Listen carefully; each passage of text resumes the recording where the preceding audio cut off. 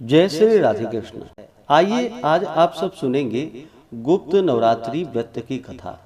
प्रत्येक वर्ष 4 नवरात्रि का व्रत धारण किया जाता है, 2 प्राकट्य नवरात्रि के रूप में और 2 गुप्त नवरात्रि के रूप में। चैत्र और आश्विन के महीने में शुक्ल पक्ष प्रतिपदा से लेकर के नवमी तिथि तक नवदुर्गाओं की पूजा की जाती है।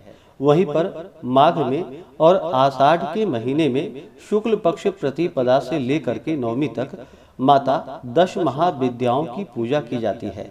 10 महाविद्या में जो कि इस दौरान माता काली, माता तारा, माता त्रिपुर सुंदरी, माता भुवनेश्वरी, माता छिन्नमस्ता, माता त्रिपुर भैरवी, माता धूमावती, माता बगलामुखी, माता मातंगी तथा माता कमला देवी की इस दौरान पूजा की जाती है। जो भी भक्त सच्ची श्रद्धा के साथ, नियम और निष्ठा के साथ गुप्त नवरात्रि के दौरान 10 महाविद्याओं की पूजा करते हैं, इस दौरान दुर्गा सप्तशती का पाठ, दुर्गा चालीसा, देवी महात्म्य आदि का पाठ या श्रवण करते हैं, इससे व्यक्ति के सभी प्रकार के दुख और क्लेश दूर हो जाते हैं।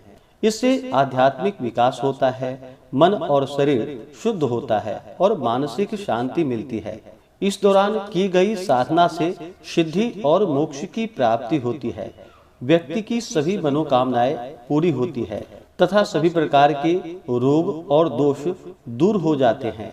यह मनोवांछित फलों को प्रदान करने वाली है। तो आइए सुनते हैं गुप्त नवरात्रि से जुड़ी हुई पौराणिक कथा। तो बोलिए प्रेम से माता 10 महाविद्या की जय, नव दुर्गा देवी की जय, सर्व देवी देवता की जय। कथा के अनुसार एक समय श्रृंगी ऋषि भक्तजनों को दर्शन दे रहे थे।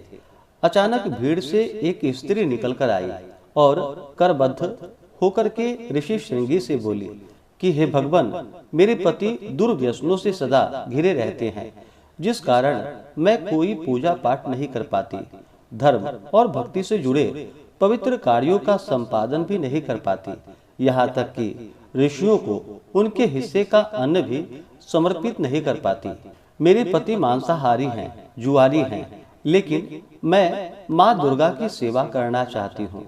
उनकी भक्ति साधना से अपने और परिवार के जीवन को सफल बनाना चाहती हूँ। ऋषि श्रृंगी महिला के भक्ति पूर्व वचनों को सुनकर बड़े प्रभावित हुए। ऋषि ने उस स्त्री को आदर पूर्वक उपाय बताते हुए कहा कि वासांतिक और शारदीय नवरात्रि से तो आम जनमानस परिचित हैं, लेकिन इसके अतिरिक्त 2 नवरात्रि और भी होते हैं, जिन्हें गुप्त नवरात्रि कहा जाता है। उन्होंने कहा कि प्राकट्य नवरात्रों में 9 देवियों की उपासना होती है और गुप्त नवरात्रों में 10 महाविद्याओं की साधना की जाती है। इस नवरात्रों की प्रमुख देवी स्वरूप का नाम सर्वैश्वर्य कारिणी देवी है। यदि इन गुप्त नवरात्रि में कोई भी भक्त माता दुर्गा की पूजा साधना करता है तो माँ उसके जीवन को सफल कर देती है। ऋषि श्रृंगी ने आगे कहा कि लोभी, कामी, व्यसनी, मांसाहारी अथवा पूजा पाठ न कर सकने वाला भी यदि गुप्त नवरात्रों में माता की पूजा करता है तो उसे जीवन में कुछ भी और करने की आवश्यकता नहीं पड़ती है। इस प्रकार उस स्त्री ने ऋषि श्रृंगी के वचनों पर पूर्ण श्रद्धा करते हुए गुप्त नवरात्रि की पूजा की और फिर माता उस पर प्रसन्न हुई और उस स्त्री के जीवन में परिवर्तन आने लगा। उसके घर में सुख शांति आ गई।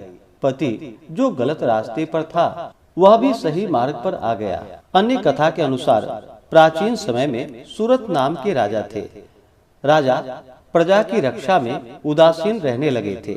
परिणाम स्वरूप पड़ोसी राजा ने उन पर चढ़ाई कर दी।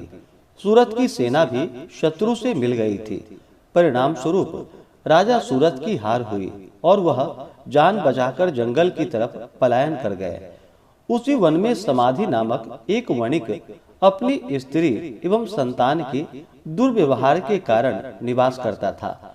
उसी वन में वणिक समाधि और राजा सूरत की भेंट हुई। दोनों में परस्पर परिचय हुआ। वे दोनों घूमते हुए महर्षि मेधा के आश्रम में पहुंचे। महर्षि मेधा ने उन दोनों के आने का कारण जानना चाहा, तो वे दोनों बोले कि हम अपने ही सगे संबंधियों द्वारा अपमानित एवं तिरस्कृत होने पर भी हमारे हृदय में उनका मोह बना हुआ है। इसका क्या कारण है? महर्षि मेधा ने उन्हें समझाया कि मन शक्ति के अधीन होता है और आदि शक्ति के विद्या और अविद्या के दो रूप हैं। विद्या ज्ञान स्वरूप है और अविद्या अज्ञान स्वरूपा। जो व्यक्ति अविद्या के आदि कारण रूप में उपासना करते हैं, उन्हें वे विद्या स्वरूपा प्राप्त होकर मोक्ष प्रदान करती हैं। इतना सुनकर राजा सूरत ने प्रश्न किया कि हे महर्षि, देवी कौन है? उनका जन्म कैसे हुआ? महर्षि बोले, आप जिस देवी के विषय में पूछ रहे हैं वह नित्य स्वरूपा और विश्वव्यापिनी है। उनके बारे में ध्यान पूर्वक सुनो। कल्पांत के समय विष्णु भगवान क्षीर सागर में अनंत शैया पर शयन कर रहे थे।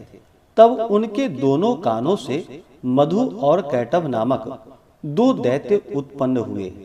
वे दोनों विष्णु की नाभि कमल से उत्पन्न ब्रह्मा जी को मारने के लिए दौड़े।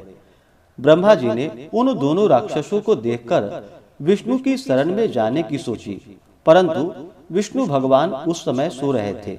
तब उन्होंने विष्णु भगवान को जगाने हेतु उनके नयनों में निवास करने वाली योग निद्रा देवी की स्तुति की। परिणाम स्वरूप तमोगुण अधिष्ठात्री देवी विष्णु भगवान के नेत्र, नासिका, मुख तथा हृदय से निकलकर ब्रह्मा के सामने उपस्थित हो गई। योग निद्रा के निकलते ही विष्णु भगवान उठकर बैठ गए। भगवान विष्णु और उन राक्षसों में 5000 वर्षों तक युद्ध चलता रहा। अंत में मधु और कैटभ दोनों राक्षस मारे गए।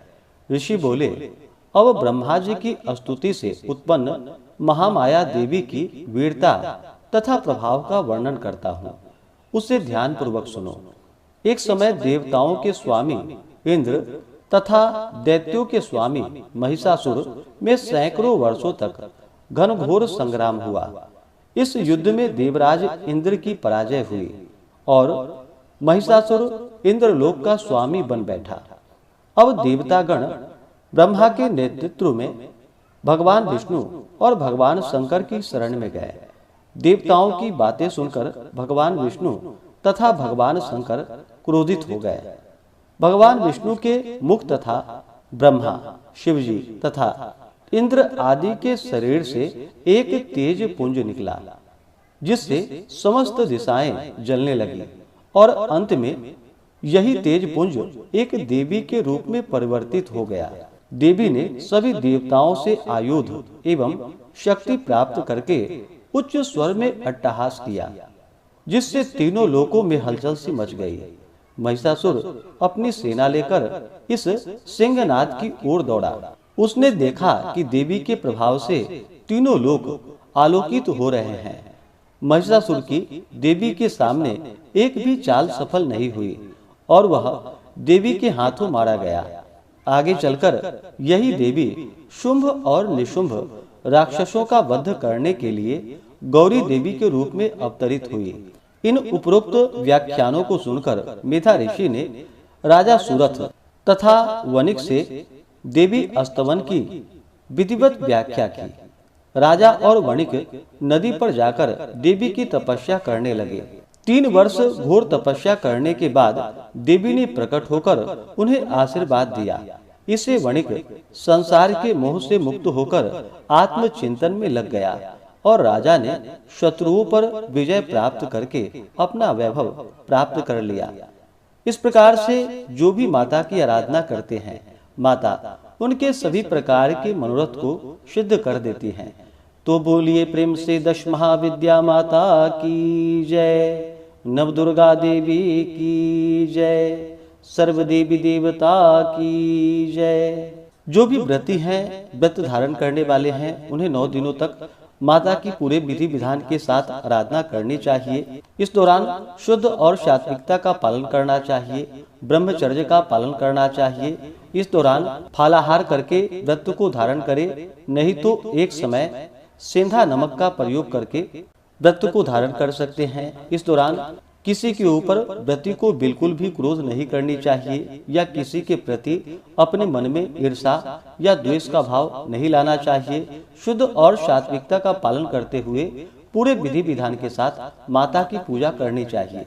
इससे माता अपने भक्तों पर अति प्रसन्न होती हैं और उनके सभी प्रकार के दुख और क्लेशों को दूर कर देती हैं तथा सुख और समृद्धि का आशीर्वाद प्रदान करती हैं। तो आशा करता हूँ कि यह जानकारी आपको अच्छा लगा हो।